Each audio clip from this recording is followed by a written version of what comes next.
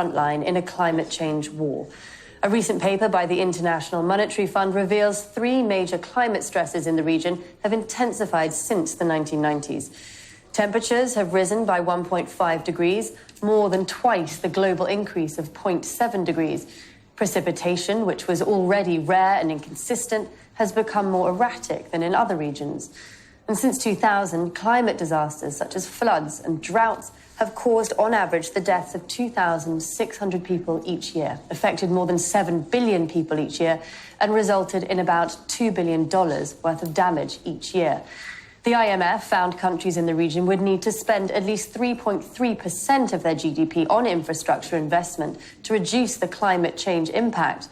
The United Nations has warned that climate change is a destabilizing factor that could affect the security of food, water, and energy. Secretary General Antonio Guterres described climate change as an aggravating factor for instability and conflict terrorism.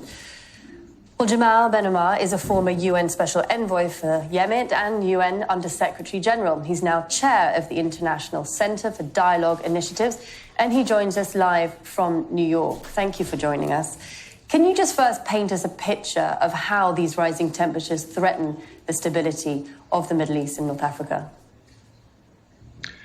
Yes, this is a new challenge to the region. This region, the MENA region, encompasses 70% of the world's most water-stressed countries. It is one of the regions of the world that is most vulnerable to the impact of climate change.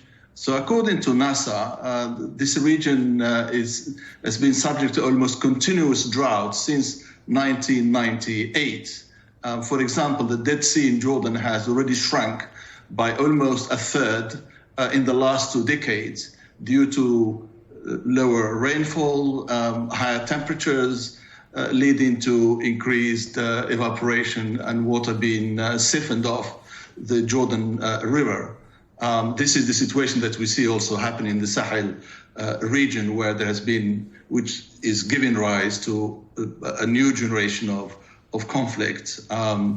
There are reports also that project that in the region temperatures will rise by 4.8 degrees Celsius by the end of the century.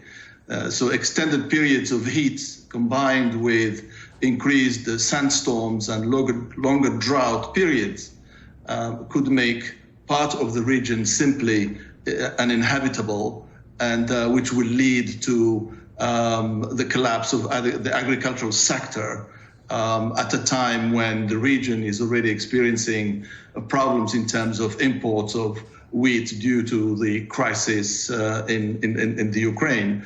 In a nutshell, all these developments are going to give rise to new conflicts over competition on scarce resources, water rights, and so on. It is important that the region develop mechanisms for anticipating and dealing with these crises. Yes, so in your report, you're proposing that the Security Council should include the impact of climate change on international security as part of its primary responsibility for maintaining peace and security.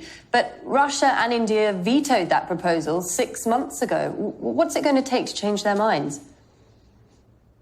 It will take a lot of efforts, obviously, from civil society at large to put pressure on these governments to change their mind. There is an existential threat to humanity, and there is a new threat of conflict developing very fast in various parts of the world. And the link here between climate change and security, international security, has been very well established. But we know from the history of the UN there is always a resistance to new ideas and new issues that the UN will need to deal with. We've seen this with human rights, we've seen this with women's rights, but we've seen also progress, in these areas. And the progress came with the mobilization of public opinion, non-governmental organizations, civil society coming together and putting pressure on government to take responsibility and do the right thing. But you said it, it's in their minds a bit of an existential threat. And the UN has failed to find conflict resolution in the more tangible threats in Yemen, in Ukraine. What will it take to successfully galvanize the international community on climate change?